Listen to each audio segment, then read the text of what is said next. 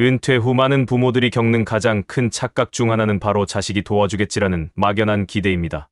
평생을 자녀를 위해 헌신하며 살아왔기에 이제 나이가 들어 힘이 빠졌을 때는 자녀가 어느 정도 경제적으로나 정서적으로 책임져 줄 거라는 희망을 갖는 것은 어쩌면 자연스러운 감정일지도 모릅니다.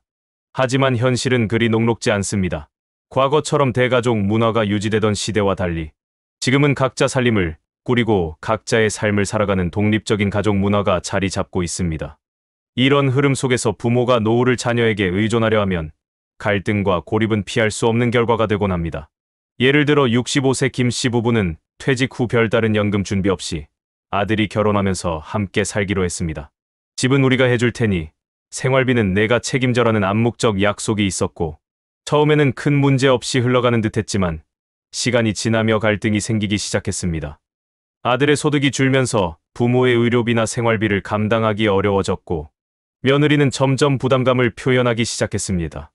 결국 부부는 자식 집에서 나와 월세방을 구했지만 정작 그 이후에는 생활비 마련조차 쉽지 않았습니다. 우리는 너한테 다 해줬는데라는 억울함과 나는 내 가족 챙기기도 힘든데라는 아들의 현실 사이에서 관계는 서서히 멀어졌고 경제적 위기와 정서적 고립이 동시에 찾아온 것입니다. 이처럼 자녀에게 의존하려는 노후는 단지 실패의 문제가 아니라 부모와 자녀 모두에게 감정의 상처와 책임의 부담을 남깁니다.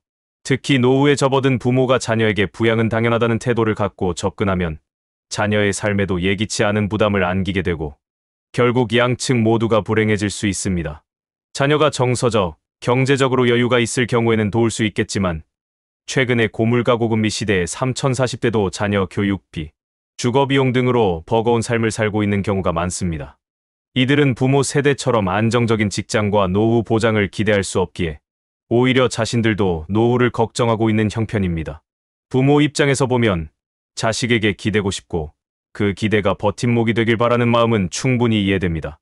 하지만 그 기대가 준비 없는 의존으로 바뀌는 순간 관계는 깨지고 자존감마저 무너질 수 있습니다. 자식이 있어 든든하다는 말은 양측이 모두 자립적인 기반 위에 서 있을 때 비로소 진정한 든든함으로 작용합니다. 그렇기 때문에 자녀와의 관계에서 가장 중요한 것은 역할의 구분입니다. 부모는 부모로서 존엄을 지키고 자녀는 자녀로서 응원하는 관계가 이상적이며 이를 위해서는 노후를 스스로 설계하고 최소한의 경제적 독립은 갖추는 노력이 필요합니다. 또한 자녀가 도와줄 여지가 있을지라도 당연히 해줄 것이라는 기대보다는 해주면 고맙고 안 해줘도 괜찮다는 태도로 접근하는 것이 관계를 더욱 건강하게 만듭니다. 부모가 자기 삶을 주도적으로 살고 있는 모습은 자녀에게도 존경과 감사를 불러일으키며 이런 감정이 진심 어린 돌봄과 도움으로 이어지기도 합니다. 반면 의존적인 태도는 자녀로 하여금 죄책감이나 압박감을 느끼게 하고 이는 결국 회피와 거리두기로 나타나게 됩니다. 자녀에게 기대다 무너진 삶은 결국 후회로 가득 찹니다. 하지만 이 문제는 미리 준비하면 얼마든지 피할 수 있습니다. 국민연금이나 퇴직연금, 개인연금 등 기초적인 노후 자산을 점검하고 소액이라도 안정적인 수익이 나올 수 있는 부업이나 대당 상품에 대한 관심을 가져야 합니다. 또한 자녀와 함께 살고자 한다면 동거 전부터 경제적 생활적 역할 분담을 명확히 하고 단순히 사랑이 있으니까 괜찮겠지라는 감정에만 의존하지 말아야 합니다. 지금이라도 자녀에게 의존하지 않는 삶을 준비하는 것이 더 늦기 전에 부모와 자식 모두의 삶을 지키는 지혜가 됩니다. 기대는 사랑을 망치고 의존은 존엄을 무너뜨릴 수 있습니다. 결국 가장 따뜻한 부모란 자녀를 짐지우지 않는 존재이며 자녀를 돕는 삶이 아니라 자녀와 나란히 걸어가는 삶을 택하는 사람입니다. 지금 내 노후는 내가 책임지고 그 위에서 자녀와의 관계는 더욱 단단해질 수 있다는 사실을 기억해야 합니다. 은퇴 후의 집은 더 이상 자산이 아니라 지출의 구멍이 되는 경우가 많습니다. 우리가 흔히 생각하기에 내 집은 노후의 든든한 보루이고 필요할 땐 팔거나 임대의 수익을 낼 수 있다고 믿습니다. 하지만 실제로는 이 사는 집이 어느 순간부터 돈 먹는 하마가 되어버려 노후의 파산 위험을 키우는 주범이 되기도 합니다. 예를 들어 서울의 한 중산층 부부는 60대 초반에 은퇴하고 25년 동안 살던 35평 아파트를 그대로 유지하기로 했습니다. 자녀들은 모두 출가했고 부부 둘만 사는 집이었지만 그들에게는 내 집이라는 상징성과 심리적 안정감이 컸습니다. 하지만 현실은 달랐습니다. 매달 나오는 관리비는 계절에 따라 25만 원에서 40만 원까지 오르내렸고 여기에 해마다 나오는 재산세가 100만 원 이상, 15년 이상 된 아파트의 리모델링 문제까지 더해지면서 생각보다 집 유지 비용이 만만치 않았습니다. 특히 엘리베이터 교체, 외벽 도색, 배관, 공사 등 관리비 외에 일시적 부담이 생길 때마다 그들은 적금을 깼고 생활비까지 줄여야 했습니다. 더 큰 문제는 이 집을 활용해 임대 수익을 얻으려 했지만 실패했다는 점입니다. 방 하나를 월세로 돌리려 했지만 구조가 애매하고 위치도 반지하와 반고층 사이여서 세입자 수요가 많지 않았습니다.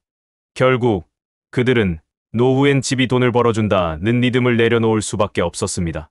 상황은 점점 악화되어 의료비와 생활비의 부담이 커지자 은행 대출을 일부 받게 되었고 시간이 갈수록 고정 지출이 커져 결국 연체까지 발생하며 신용등급도 하락했습니다. 집은 여전히 그들 곁에 있었지만 이제는 마음 편히 누울 수 있는 공간이 아닌 재정적 압박의 중심이 되어버린 것입니다. 이러한 사례는 결코 드문 일이 아닙니다. 노년기에 들어서면 소득은 줄고 의료비 등 필수 지출은 늘어나지만 집을 지키기 위해서는 지속적인 비용이 들어갑니다. 관리비, 재산세, 수도 전기가스 요금뿐만 아니라 오래된 주택은 각종 수리와 보수 비용이 예상보다 훨씬 많이 들 수 있습니다. 20년 된 아파트의 수도관 공사, 외벽 방수, 심지어 단지 전체의 시설 개선 비용까지 집주인에게 청구되는 경우도 많습니다. 게다가 고령자일수록 주거 이동이 늦어지는 경향이 있습니다.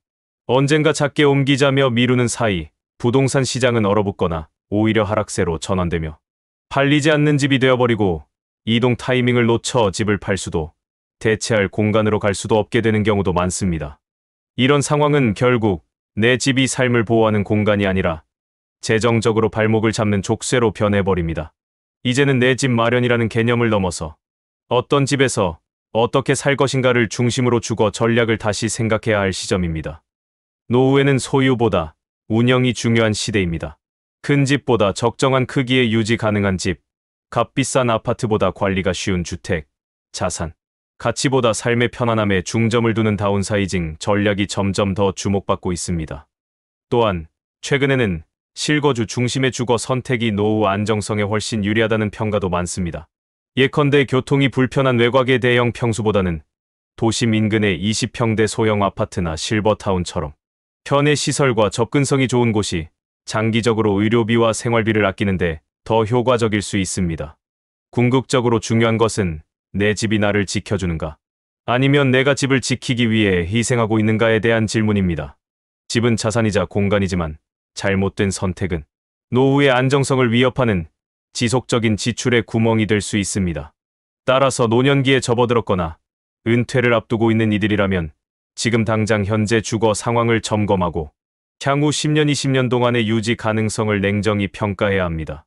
주택은 정답이 아니라 전략이어야 하며 그 전략은 당신의 삶의 방식, 건강 상태, 경제적 상황에 따라 달라져야 합니다. 늦기 전에 구조를 바꾸고 집이 삶의 짐이 되지 않도록 대비하는 것. 그것이야말로 진짜 현명한 노후 설계의 출발점입니다. 노후 파산은 갑작스럽게 찾아오는 것이 아닙니다. 눈에 띄지 않지만 오랜 시간 서서히 진행되어 어느 순간 돌이킬 수 없는 상황이 되어버리는 경우가 많습니다. 그리고 그 출발점은 아주 사소한 소비 습관에서 시작됩니다. 많은 사람들이 돈이 없어서 힘들다고 느끼지만 실상은 소비를 조절하지 못해서 무너지는 경우가 훨씬 많습니다. 특히 문제는 젊을 때 굳어진 소비 습관이 은퇴 이후에도 그대로 이어진다는 것입니다. 한때는 사회생활을 하며 벌어들인 수입 덕에 아무 문제 없이 감당할 수 있었던 카드값, 외식, 쇼핑, 자동차 유지비, 명품 소비, 취미생활 등의 지출이 은퇴 후에도 줄지 않으면 어느 순간 고정지출이 갇혀본 소득을 초과하게 됩니다. 예를 들어 직장 생활을 35년간 해온 60대 A씨는 퇴직 후에도 카드 사용을 줄이지 않았습니다.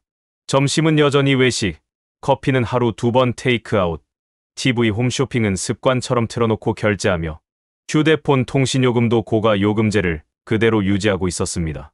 그는 연금을 포함한 월 수입이 180만 원임에도 불구하고 카드 명세서를 보면 매달 200만 원 가까이 결제하고 있었습니다. 한두 달은 퇴직금과 예금으로 채웠지만 1년이 지나자 저축은 바닥이 났고 결국 마이너스 통장에 손을 대게 되었습니다.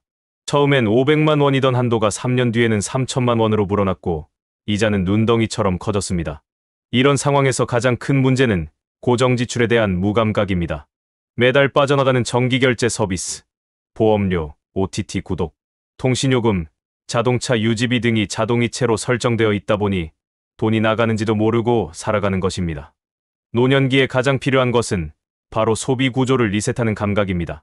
수입이 줄어든 만큼 지출도 재설계돼야 하는데 대부분은 이 단계를 놓친 채 예전처럼만 쓰면 되겠지라는 안일한 마음으로 소비를 이어갑니다.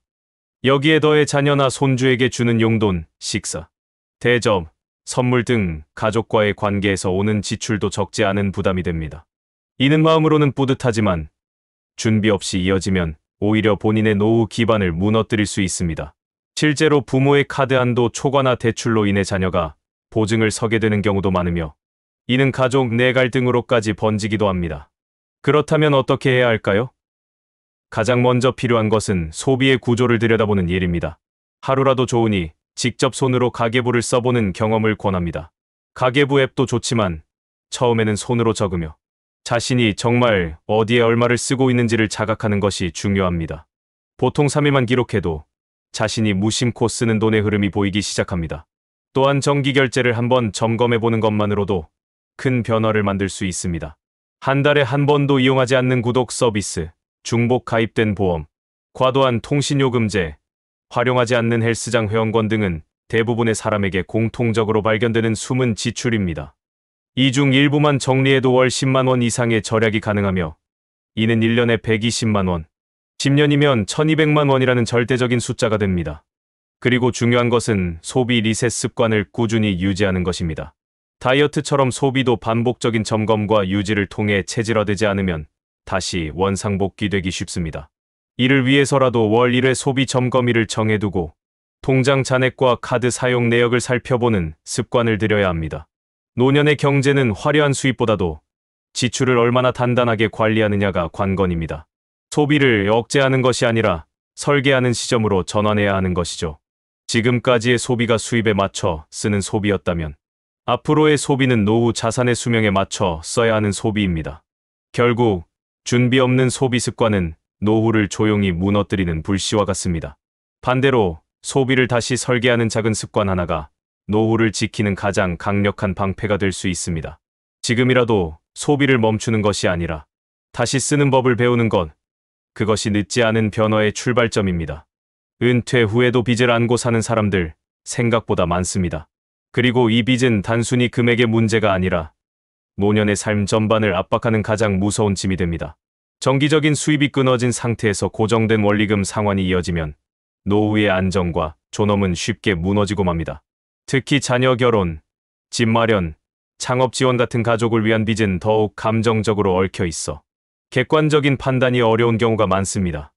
예를 들어 65세의 B씨는 자녀가 결혼할 당시 혼수와 전세금을 보태주기 위해 대출을 받았습니다.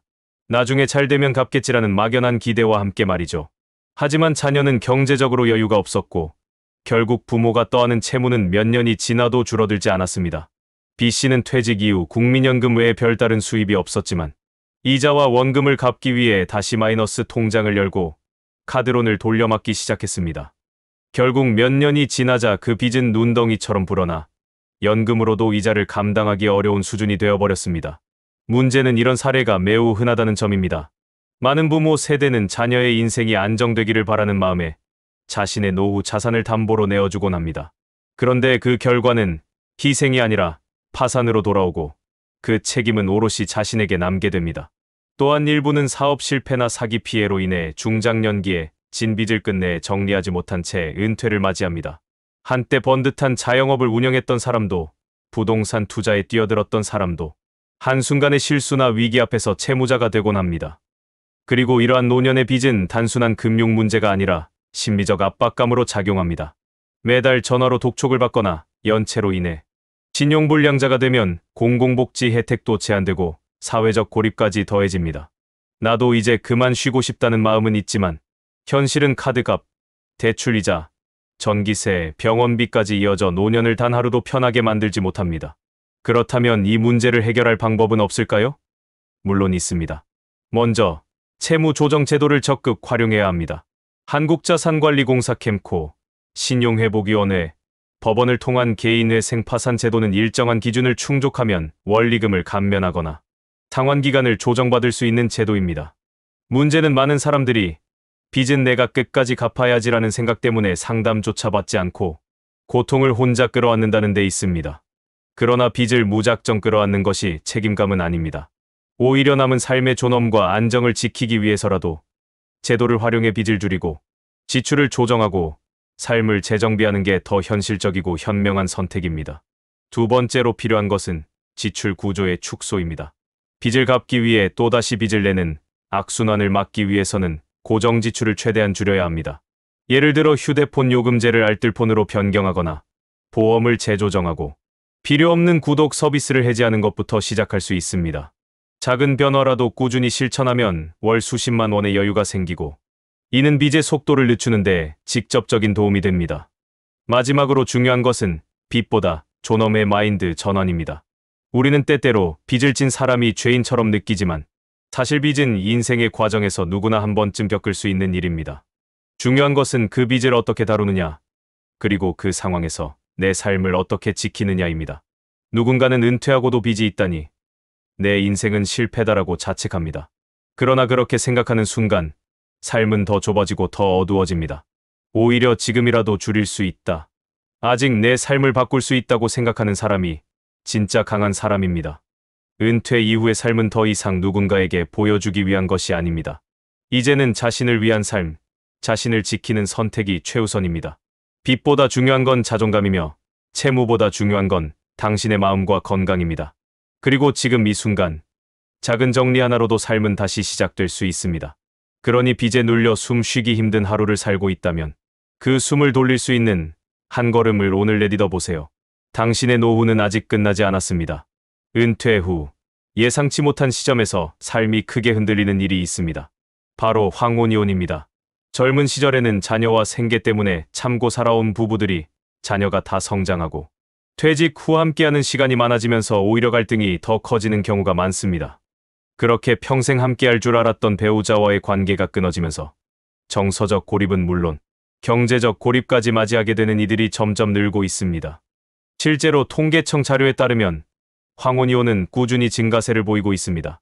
60세 이상 부부의 이혼율은 전체 이혼율 중에서도 큰 비중을 차지하고 있으며 이는 단순히 감정의 문제로 끝나지 않습니다. 이혼 후 발생하는 경제적 충격은 생각보다 훨씬 크고 더 오래 지속됩니다. 예를 들어 35년을 함께 살아온 68세의 한 부부는 퇴직 후 하루 24시간을 함께 보내는 동안 대화는 줄고 오랜 쌓인 감정이 폭발하게 되었습니다. 결국 협의 이혼을 선택했지만 이후 문제가 시작됐습니다. 남편 명의로 되어 있던 주택은 분할 대상이 되었고 국민연금은 연금 분할로 절반이 줄어들었습니다. 함께 살던 집도 매각한 뒤 절반의 금액만 받은 아내는 새롭게 전셋집을 구해야 했고 평생 관리해 본 적 없는 경제 문제를 혼자 감당해야 했습니다. 특히 여성의 경우 전업주부로 살아왔던 시간이 길수록 경제적 홀로서기가 더 어렵습니다. 자산 관리, 연금 수령, 보험 해지, 통신비 정리, 의료비 설계 등 모든 것을 새롭게 배워야 하고 한순간의 실수나 방심이 치명적인 결과로 이어질 수 있습니다. 게다가 정서적으로도 깊은 외로움과 자책, 불안에 시달리며 무기력해지기 쉬운 시기입니다. 문제는 이 모든 일이 이혼과 동시에 닥친다는 점입니다. 갈등이 오랫동안 지속되었더라도 막상 혼자가 되는 순간의 충격은 상상 이상입니다. 누구에게 털어놓기도 쉽지 않고 체면과 자존심 때문에 고통을 안으로 삼키는 경우도 많습니다. 심지어 일부는 자녀에게조차 이혼 사실을 숨기고 홀로 지내며 외로움과 불안을 견디고 있습니다. 그렇다면 황혼이혼을 피하거나 최소한 경제적 파탄까지 가지 않기 위해선 어떤 준비가 필요할까요? 첫째, 이혼 전에 정서적 충돌을 해결할 수 있는 대화와 시도가 우선입니다. 배우자와의 갈등이 반복된다면 서로를 비난하기보다 감정을 공유하고 중립적인 제3자의 도움의 부부 상담, 노인복지센터 중재 등을 받아보는 것도 방법입니다. 때론 오랜 시간 쌓인 오해와 거리감이 해소되면서 관계가 회복되기도 합니다. 둘째, 이혼을 불가피하게 선택할 경우 법적 경제적 대비가 반드시 필요합니다. 연금 분할 신청은 이혼 후 3년 이내에 해야만 가능하고 부부 공동명의 자산은 미리 정리하지 않으면 분쟁이 커질 수 있습니다. 공증, 법률 상담, 사회복지사와의 사전 논의 등을 통해 최소한의 권리, 보장과 경제적 독립 기반을 다져두는 것이 매우 중요합니다. 셋째, 이혼 후의 삶을 미리 그려보는 준비가 필요합니다. 어디에서 살 것인지, 누구와 지낼 것인지, 어떤 일을 하며 지낼 것인지.